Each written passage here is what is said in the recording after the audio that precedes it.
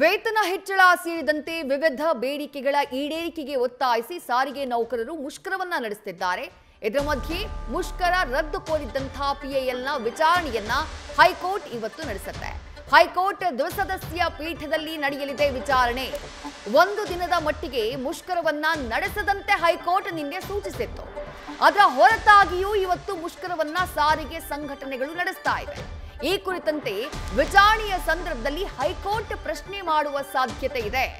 CM ಸಭೆಯ ನಿರ್ಧಾರದ ಬಗ್ಗೆಯೂ ಮಾಹಿತಿಯನ್ನ ಕೇಳುವಂತಹ ಸಾಧ್ಯತೆ ಇದೆ.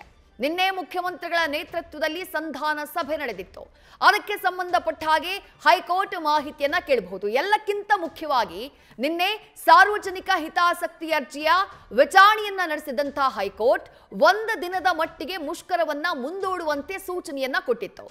ಆದರೆ ಹೈಕೋರ್ಟ್ ಸೂಚನೆಯ ಹೊರತಾಗಿಯೂ ಜಂಟಿ ಕ್ರಿಯಾ ಸಮಿತಿ ನಾವು ಮುಷ್ಕರವನ್ನ ಮಾಡ್ತೀವಿ ಅಂತ ಹೇಳ್ತು. ಮುಷ್ಕರವನ್ನ ಮಾಡಿದ್ದಾರೆ. ಬೆಳಗ್ಗೆಯಿಂದ ಹಲವು ಭಾಗಗಳಲ್ಲಿ ಆ ಮುಷ್ಕರದ ಎಫೆಕ್ಟ್ ಸಾರ್ವಜನಿಕರಿಗೆ ತಟ್ಟಿದೆ. ತಾನು ಸೂಚನೆಯನ್ನ ಕೊಟ್ಟ ಹೊರತಾಗಿಯೂ ಸಾರಿಗೆ ನೌಕರರು ಮುಷ್ಕರ ನಡೆಸಿರುವಂತಹ ವಿಚಾರಕ್ಕೆ ಸಂಬಂಧಪಟ್ಟ ಹಾಗೆ ಹೈಕೋರ್ಟ್ ಇವತ್ತಿನ ವಿಚಾರಣೆಯ ಸಂದರ್ಭದಲ್ಲಿ ಪ್ರಶ್ನೆ ಮಾಡುವಂತಹ ಸಾಧ್ಯತೆ ಇದೆ. ನ್ಯೂಸ್ ಫಸ್ಟ್ ನಿರ್ಭೀತಿಯಿಂದ ನಿಮ್ಮ ಪರವಾಗಿ.